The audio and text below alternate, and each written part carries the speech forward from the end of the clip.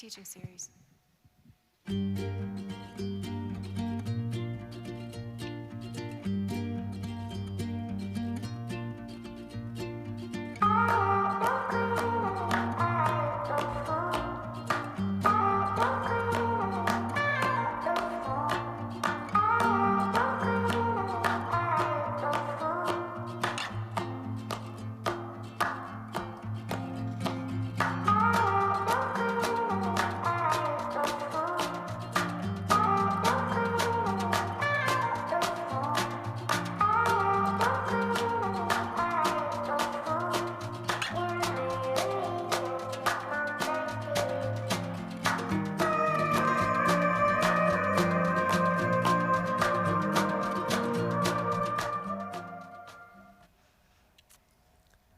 Good morning.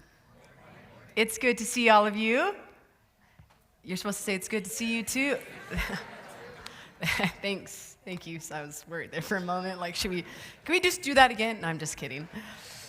Well, hello. My name is Brooke Weens. I am the associate pastor here at Crossroads, and I am really happy to see you today. I don't know if it's the cup of coffee that I drank this morning that really has me just excited for the day, or if it's just the fact that you're here. But if this is your first time here, hi. I remember my very first time at Crossroads. It was late 2021, I think it was like August, September, I'm not really sure. And if I'm being honest, I walked in my very first time, incredibly skeptical. Any skeptics in the room? I'm just kidding. And I was just waiting for somebody, this white man on stage, to say something homophobic or misogynistic or something. I was just waiting for it. So I was just kind of sitting like, this just looks like a normal just church. Like, you're not gonna fool me. And that didn't happen. Bummer. Here we are. And then now somehow that same guy convinced me to be up here. So that was not what I was expecting. Imagine that. But imagine that, churches, they don't have to be spaces that perpetuate othering. Imagine that. We don't have to walk into spaces and tell people that they need to look or be a certain way. And it doesn't have to be those things. I know that we're seeing so much of that in our world right now, the othering, which is why today I actually wanted to invite the U.S. women's hockey team to... Oh, that was nice, guys. I actually was worried you guys were all just going to be like, what is she talking about? Oh, boy. As an athlete... no, we're just gonna let that be. I am. If you know, you know. If you're like, why are people clapping over a women's hockey team? I encourage you to go look at NPR or something. Anyways, whew, that was fun. That's a conversation for another time. I won't be talking about that today, although you all know that I could. So we are in a sermon series. We are in a sermon series called The Shape of Hope. And we are pausing to look at people's encounters with Jesus and how their encounters with Jesus help kind of create a space for hope to take shape in those spaces, in those moments of encountering Jesus. And we're going to continue in that today. We are going to look at an encounter with Jesus and how hope took shape in that experience. But first, I want to tell you a story. One of my core memories as a kid growing up and playing in the 90s, thank you, was hide and go seek in the dark. Did anyone else play that as a kid? Yes, hide and go seek in the dark. No flashlights, by the way. I was telling Ryan we did that. He's like, well, we did flashlight tag. I'm like, in the dark. The darkness. So hide and go seek in the dark, right? Cover your eyes, count, and everybody would run to their areas and hide throughout the house. And then the fun part, if you were the seeker, was trying to go find those that were hiding in utter darkness.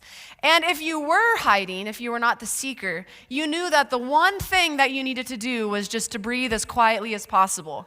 But of course, all of a sudden you forget how to do that, right? You're like hiding, you're like, and you're like, why am I? It was always the worst when I was trying to hide and all of a sudden I forgot how to breathe. Anyways, but I do remember as the seeker, right after I would say, ready or not, here I come, that there was a trick. There was a trick, a cheat code, might I even say, to finding your friends, and it was to get them to laugh. Right? Because the whole point of hide and go seek in the dark, you can't really see anything, you're kind of blindly feeling, but really you're listening, right? You're listening, you're trying to figure out where these people are, and so being the goofball that I am, I would pretend to do funny, silly things. Like I would kick my shin on something, oh, or I would just happen to run into a wall that I definitely knew was there, because I was trying to find the weak link, right? Maybe it was one of you who just couldn't, who fell for the trick and would let out a, and then I didn't even, then I was like, oh, I wonder where they are. They would let out a snort, any snorters, and they would reveal their location. And so the way that you won this game was by staying quiet, right? That instinct was simple. Don't move, don't speak, try not to breathe loudly, don't make a sound. Because if you made any sort of noise, you would be found, you would reveal your location. It wasn't really so much about using senses and feeling around. It was totally the art of listening. And so if you made any noise, you'd lose. You're out of here. I'm competitive, so I definitely made sure I found you. And it's funny. It's funny to me how something that starts out as a childhood game can quietly become an adult survival strategy. What do I mean? Well, it was safer to stay quiet. It is safer to stay quiet, to hide, to silence the pain. It's safer to hide the grief, to hide the disappointment, to hide any sort of pain. Because somewhere along the way, we started to believe this: if I stay quiet, I'll be okay. If I just stay quiet, I'll be okay. Have you ever believed that the strongest thing that you could do was just pretend you were fine? I absolutely have. I'm fine. Have you ever been hurting and just convinced yourself, just don't inconvenience them, just suck it up, just suck it up? I'll be honest, I learned a lot of that in church. And this belief, if I stay quiet, I will be okay, it feels safer. We kind of deceive ourselves into thinking, if I stay quiet, I'll be okay, I'm safe that way. But that's not the case, is it? The pain, it doesn't go away. It might hide for a season if we silence it. It might kind of relocate and disguise itself as something else. But the reality is that pain is still there, and it often will come up and reveal itself in surprising and, of course, incredibly inconvenient moments. That pain needs somewhere to go. And the hidden truth is that silence does not remove pain. Silence does not remove pain, it only represses it. We can keep it quiet, we can push it aside, we can turn away from it, but it's not going anywhere. And the silence, it not only impacts our relationship with ourselves, right, as we are quiet about our pain and we push it down, it doesn't just impact us individually, but it also starts to create great tension in our relationships with others.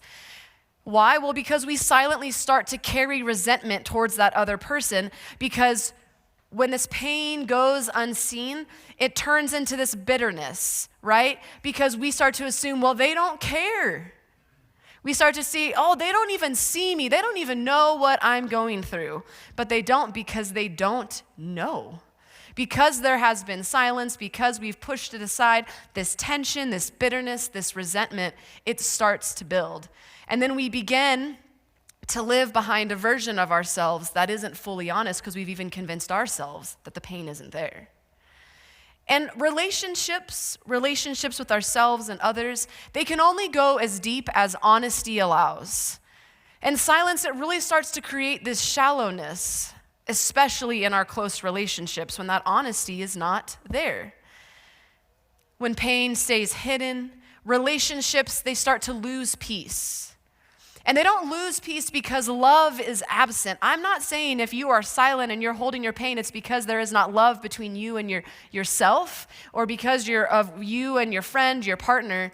But it is losing peace, not because love is absent, but because truth is absent.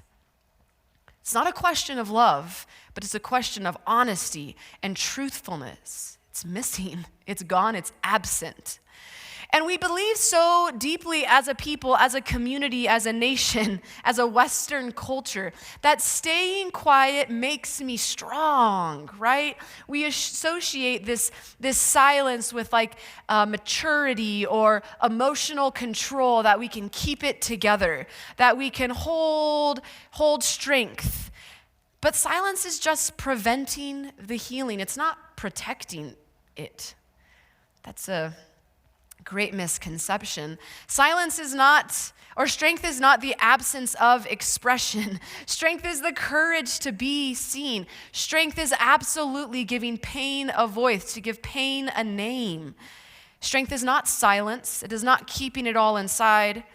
I think that's especially a message that we give to young boys, right? Don't be a girl. And all sorts of other terrible things, that we give these messages as if expressing some sort of hurt or emotion is a terrible thing, or it's girly, when it's human. And so what happens? What happens to us as a people, as an individual, when we continue down this path of just silencing our pain and telling people to be quiet, keep it to yourself? Well, hope begins to shrink and gets smaller and smaller. You know, hope, it requires agency. It requires a voice. It requires a name. And without agency, hope is absent.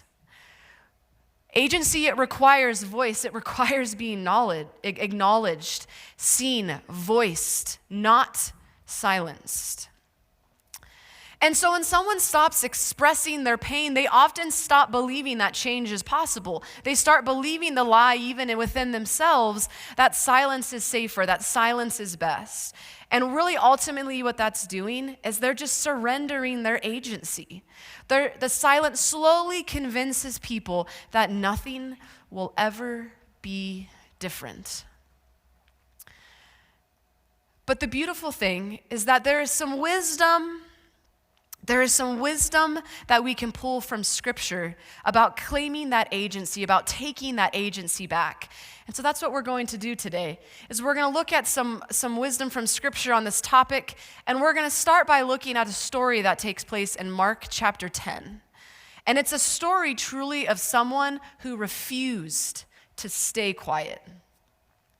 So in Mark chapter 10, we're going to start looking at verse 46. It says, "And they came to Jericho. And as he, being Jesus, was leaving Jericho with his disciples and a great crowd," he always had a following, jealous of them. Like, how cool. Jesus, what you doing? He left Jericho with his disciples and a great crowd. And Bartimaeus, it's a great name. Somebody should name their kid that. Bartimaeus, come here. A blind beggar, a son of Timaeus, was sitting by the roadside. We see Jesus with a great crowd, his disciples leaving Jericho, and they come in contact with a man who had been given a very specific title, blind beggar. It's so interesting to me because in a lot of stories in the Bible where Jesus encounters people, or there's healings or miracles or things that happen, the person is not named, right? It's the woman at the well or the woman caught in adultery. But for some reason, this guy was given a name, Bartimaeus. But not only was he given a name, he was also given this title of blind man, blind beggar. This is really starting to emphasize this idea that Bartimaeus was suffering far before Jesus arrived. You know, notice Bartimaeus' position. In the text in verse 46, we see that he is by the roadside. That's very symbolic. In society at that time, that is where he belonged to them. Hey, just don't inconvenience me with your pain. You just go sit over there. And Bartimaeus, he was reliant on begging, right? He was unable to physically see, and he was reliant on begging, which means that he was truly just reliant on people noticing him. He was reliant on people noticing him and then hoping that they might have some compassion on him as a blind man. But most people, right, most people in society, maybe similar to us today, they had just kind of learned to just pass him by. Oh, he's a beggar on the roadside on our way to Jericho. That's just where he is. Let's just keep going by. And they had kind of learned he was just kind of that part of society. We don't want to notice him. And in verse 47 it says, and when he heard, right, he could not see, when he heard that it was Jesus of Nazareth, he began to cry out and say, Jesus, Son of David, have mercy on me. Bartimaeus is asking for mercy. I find it so interesting that as soon as he hears about Jesus, as he hears the crowd, right? I can imagine when there was a crowd, people were saying his name, oh, Jesus this, or, all the commotion of people. It caught his attention. He heard that it was Jesus. And he's crying out for mercy, which I think is such an interesting thing to pause at, because mercy is the language of someone who knows their need, but is not presuming entitlement. Mercy is a word that someone will use when they are feeling lower and less and small. Please, it's almost like please have mercy on me. I don't deserve anything, but I'm just asking for you to just notice. Mercy is a request for compassionate attention. See me, have mercy on me, please have compassion, notice me. It's not from a place of entitlement, privilege. It's not from a place of somebody saying that they feel like they deserve it. And I just can't help but imagine what happened inside of Bartimaeus' body when he heard that Jesus was close by. The energy that he started to feel, the hope, the anticipation, the what if. He'd just been on the road, begging. What a humble, humble position on the roadside. When I think about on the roadside, like when I'm driving on the freeway or something, it's where all the trash and the dirt and the stuff just kind of goes. It's just kind of kick it aside. But he must have heard about Jesus, right? Because when Jesus came around, all of a sudden he cries out. He must have known, he must have heard from other people, maybe other beggars, of this man that had been doing miraculous things or changing people's lives, or maybe a man that was starting to break down these systems that had created a perfect space and environment for somebody like Bartimaeus to be pushed aside. He cries out. What a desperate human expression to cry out, help me, have mercy on me, begging for mercy. And I really think that he was doing this. I really think Bartimaeus was begging for mercy because he knew that Jesus would actually care. I'm sure he was probably pretty used to those around him not. But I can imagine that he begged because he knew, wow, this man has to be different. But oh boy, was the crowd really disappointing in this. In verse 48, it says, and many rebuked him. Such a churchy word to me. All these people following Jesus, and the first thing that we learn about them is that they rebuke him, telling him to be silent. But Bartimaeus didn't listen. It says, but he cried out all the more, Son of David, have mercy on me.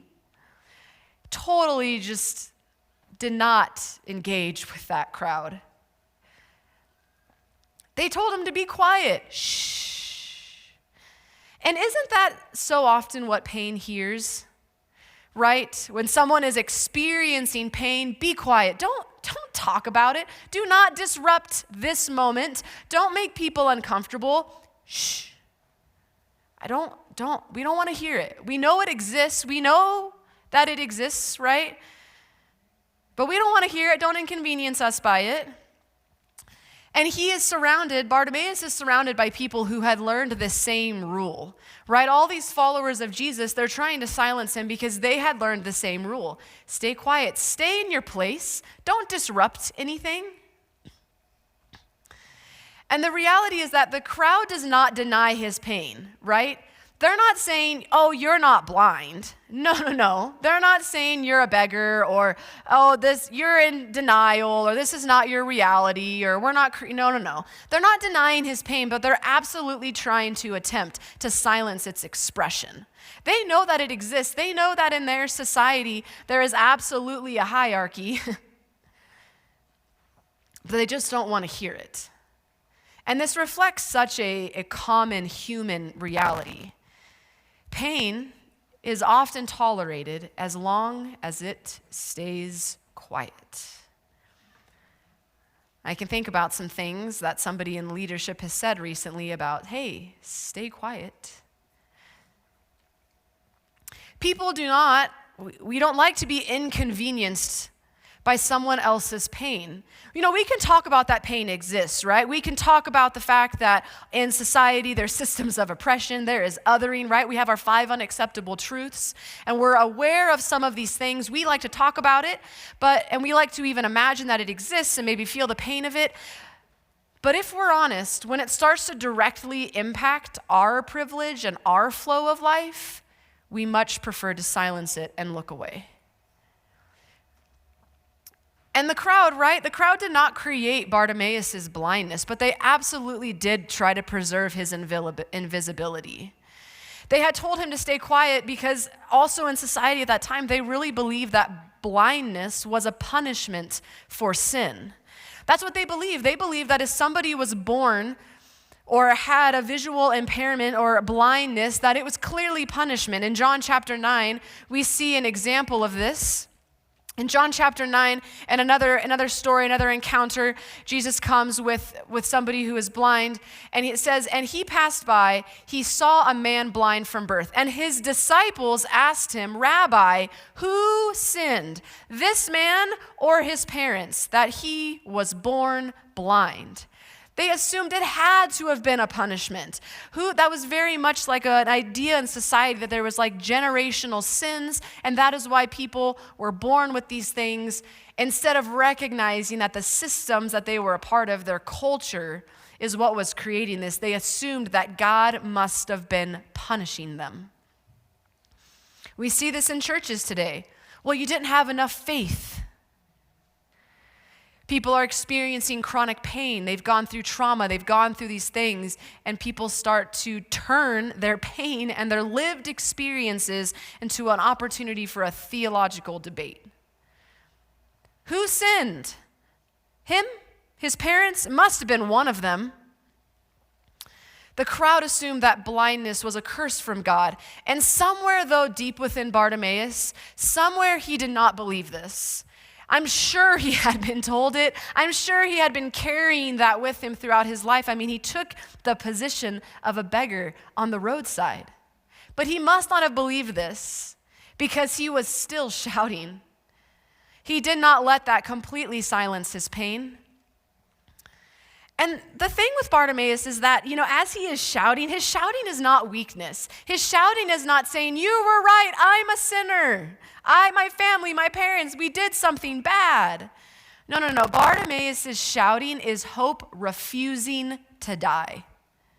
He is shouting because he is refusing to take on these narratives, these titles, these things that had been handed him. No. He is shouting because he is refusing for the hope that there is something more, that this is not all that he is to die. And the irony in this is that this man is without any physical sight. He can't see, and yet he is the one that is seen so clearly. And the crowd around him is so blind.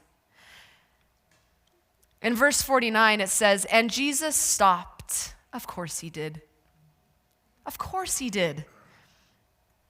And Jesus stopped and said, call him. And they called the blind man, saying to him, "Take heart, get up, he is calling you." All of a sudden, they're real inspiring. "Take heart. I know we just told you to shut it. Now, well, the man has spoken. Get up, he is calling you." In verse 50, it says, "And throwing off his cloak, he sprang up and came to Jesus." Just visually can just picture how this hope that was in him then became a hope of actual movement. He sprang up. "I'm absolutely going. Get out of my way." And then Jesus does something so interesting. It says, "And Jesus said to him, 'What do you want me to do for you?' And the blind man said to him, 'Rabbi, let me recover my sight.'" Jesus is asking such a surprising question here. What do you want me to do for you? It's like Jesus, come on.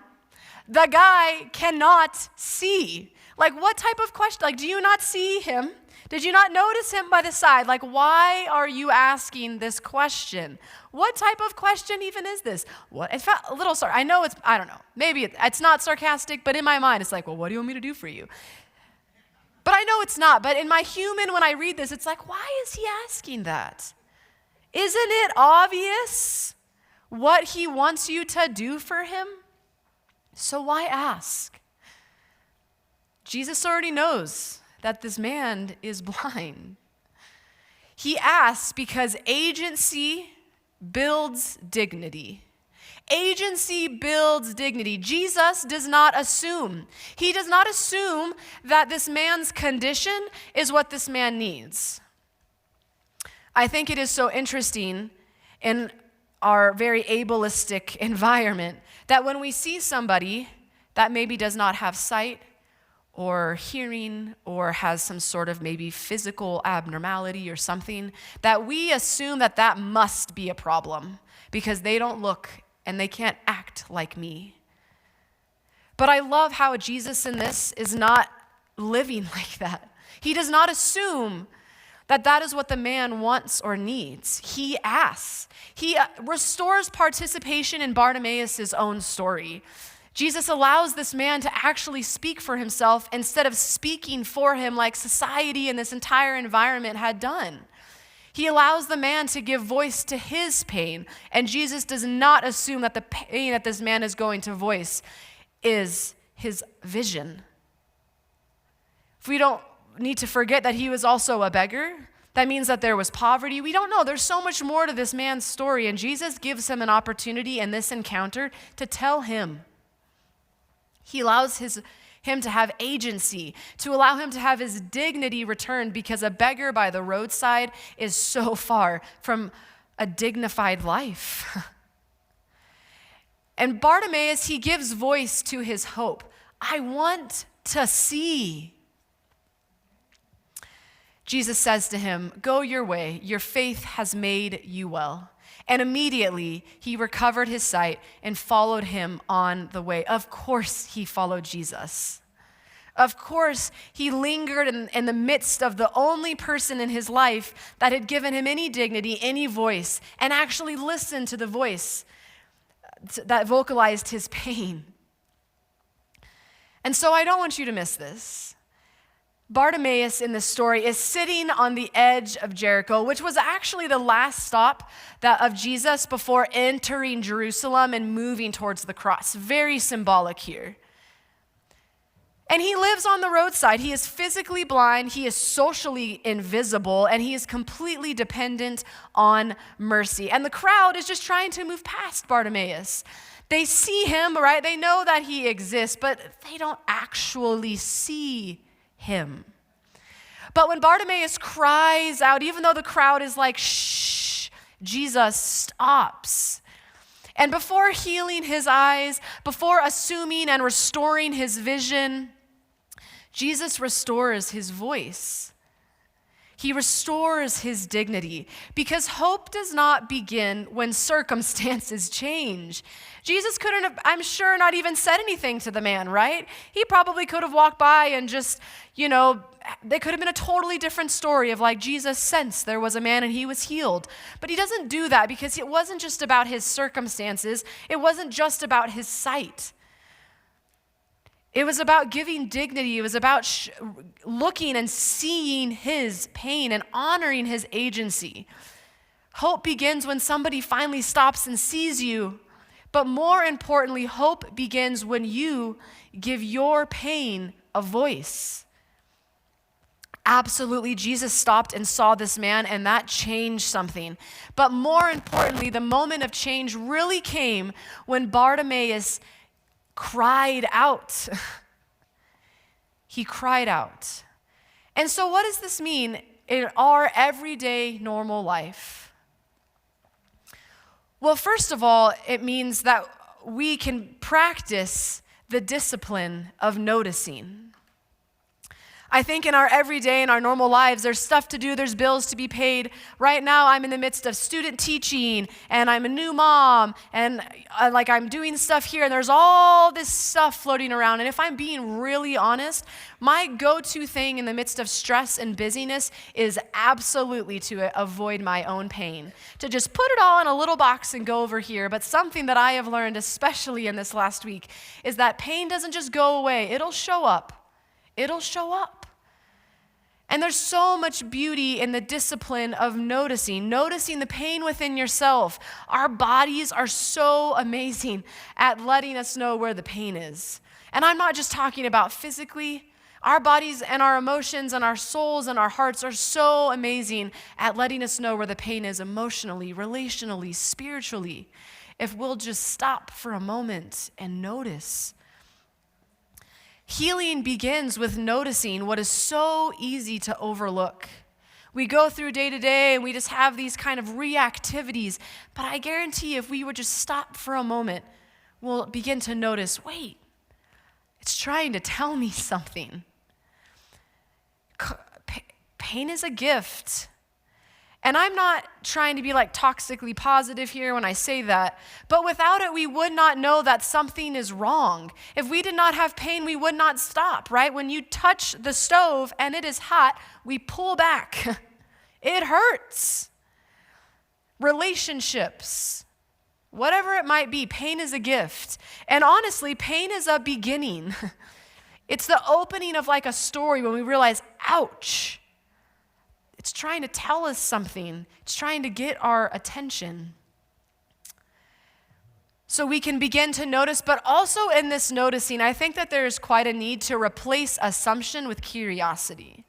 I think sometimes we think that we know. Oh, I already know why I'm acting this way. Or of course they are because blah, blah, blah, right?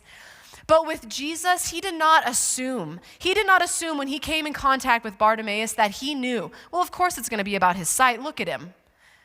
No. He asked, what do you want me to do for you? Curiosity. Really what this is saying is do not assume that you know the pain of another. Be curious. But most importantly, do not assume that you know the pain within yourself. Be curious. Life is changing, circumstances are changing, things are moving and transitioning, change is guaranteed. And when we pause and we allow curiosity and noticing to happen, we get such insight. Jesus asked Bartimaeus, what do you want me to do for you? He's not assuming, he's inviting voice. And I think one of the most healing things that we can do and say to someone is not advice. Oh, there's pain, well, I think you should do this. Listen to me, I know, or my favorite is, I know what you're going through. You've lived my exact experience. That never helps me. When I hear that, I find myself feel a little like rage inside, where I'm like, please do not make this about you right now. I am telling you that da-da-da hurts. Simple questions like, how are you really doing? Or what has this been like for you? Not assuming. Asking, what do you need right now? How can I stand beside you? And then, this is the hardest part, everyone hold your horses, as I've heard many times. Stay present long enough to actually hear the answer, right? We ask these questions, and then people begin to speak, and then we do this thing where we start to wait, and we're like, well, I know what I'm going to say next. I know how I'm going to fix this for them. And we're not actually listening. We're just hearing them, but we're not actually listening. And so stay present long enough to actually hear them. I can imagine when Jesus asked Bartimaeus, what do you want me to do? It's not like the crowd all of a sudden was quiet. They didn't have any respect for this man. But I can just imagine that I just picture it, noise and commotion. Like, whoa, what is he doing up? Why is he running around? Where does cloak go? That Jesus listened. He gave him 100% of his undivided attention. And he heard him and he honored that. Agency is restored when people are allowed to speak their own experiences. And so how does this make you a better person? How does this make a world a better place? Why are we talking about this morning? Well, the reality is the world changes whenever invisibility is interrupted. When people feel seen, it changes things. Maybe not in an instant moment, right? But moment by moment. Because every time someone is seen instead of ignored, something is restored within them. When someone is actually seen, their dignity, their worth, their hope, it changes, right? Hope changes how people live when people are seen. And when people feel seen, they begin to believe that their life matters. And then when they believe that their life actually matters, they begin to live differently. And when they begin to live differently, when they begin to recognize I matter, they matter, we matter, entire communities change. Imagine a world where people did not rush past each other. Imagine a world where people did not have to shout to be acknowledged, where suffering was met with attention instead of avoidance. When pain is heard, loneliness decreases, bitterness softens, and resentments are released. Not because pain just disappears, it's kind of not going anywhere, unfortunately. I think we've all tried that by silencing it, right? And then there it is again. But because pain is no longer silenced, hope begins to build. And so what is God inviting you into today? What does this mean? What can you take from here? Maybe you're new. Maybe this is one of your first times here, or maybe in your own life you're starting to actually sit with the pain. I find that a lot of people land in Crossroads because places just like this have caused a lot of pain. Well, what I would say is let yourself be seen. Name your fatigue, name your grief, name your questions, name your longing. You don't have to hide to belong. I know for decades I hid because it was the only way that I felt like I could belong within my family, within church communities, within so many spaces. Brooke, do not be your authentic self. And so I hid so much. But imagine that when I allowed myself to be seen, when I remember the very first time I sat in a spiritual space, it was a small little church kind of setting in California. And I remember sitting there, and for the very first time, I vocalized just how much pain I had from people in church. And I began to look and realize that I wasn't alone in that. And I began to have people in that space also see me. I was never the same. And I never went back to those spaces. For maybe you've newly committed yourself to following this peacemaking path. Maybe this is something that you've come a few times, you're maybe reconstructing your faith. And to you, I say, become the person that stops and acknowledges the pain. Don't be the person that rushes by. Jesus, he saw him. He stopped. He allowed people's pain to interrupt his life and his schedule. He was on his way somewhere. And he treated people as sacred people and not just obstacles. So this week, maybe that means to choose one moment where you would normally rush and just keep moving, to maybe choose a moment to stop and pause for yourself, or maybe it's pausing and staying in a conversation just a little bit longer. Maybe it's asking the deeper questions. Maybe it's listening without just trying to fix. Maybe it's acknowledging someone's pain instead of trying to avoid it. And this isn't about walking around. This is not about walking around and trying to look for someone to heal. You're obviously in pain. Let me sit and heal you. No, no, no. We're simply looking to see. And maybe you've been doing this for a while. Maybe you're like, Brooke, I know this story. I've read this stuff. I've gone to therapy. Don't lose your tenderness. Sometime when we've been walking this path for a while, we can get tired. We can maybe even get calloused, or maybe we can grow really efficient and maybe a little guarded. And we unconsciously kind of start moving past our pain instead of entering it, because I know, or I've done the work. Not necessarily because we stopped caring, but because we've just carried so much. And so the invitation for you is not necessarily to try harder, but it's to stay open. To remember that this work of the peacemaking path is not sustained by just effort alone, but by presence, by lingering and presence for yourself, but also for one another. Even Bartimaeus had to receive before he could follow, right? He received, he cried out in mercy, he experienced the hope that is found in Jesus, and then he followed after him. And so hope, it's not only something that you give, it is something that you are allowed to receive as well. And so on our tables, in front of us and on the sides, we're going to partake in communion today. And in this moment that we partake in communion, there's also some candles on the side that are battery powered. And this is an opportunity for us at this table, not to come as people who have it all together, not to come as people who've just moved past our pain. We're not going to just have toxic positivity and partake in this stuff and say, oh, all better now. No, no, no. This is going to be an opportunity for us to come as we are, to come honest, to come open, and to come human. Because the good news of Jesus is not that hope is found by avoiding pain, but hope is found when pain is acknowledged. Hope is restored when pain is brought into the light. And so that's what we're going to do today. I don't know what your pain is. I don't know what you came in. I know what kind of week I had. I'm not going to lie. I had a hard week.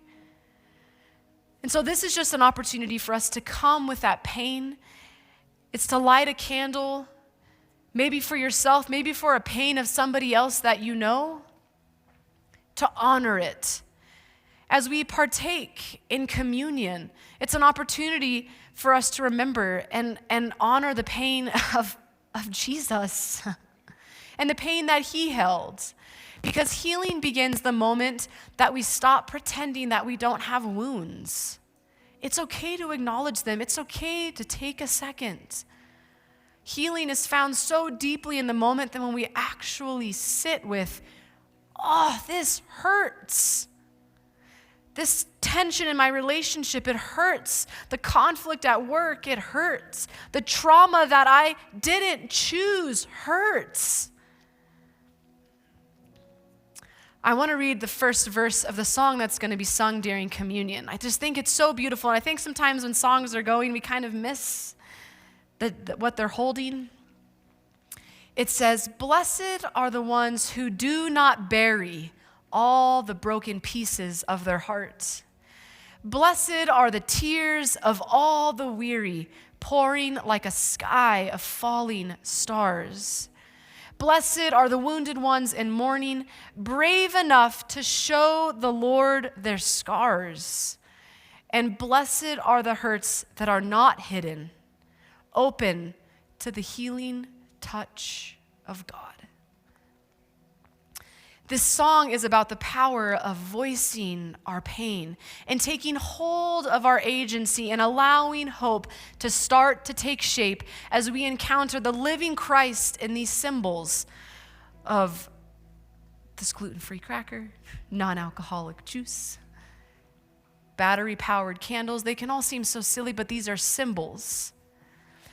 And so the body of Christ broken for you, the blood of Christ shed for you, may you allow your pain, our pain, your heartache, our heartache, my heartache, to be seen, to be held. May we pause in this moment and just honor it. Let's just honor it.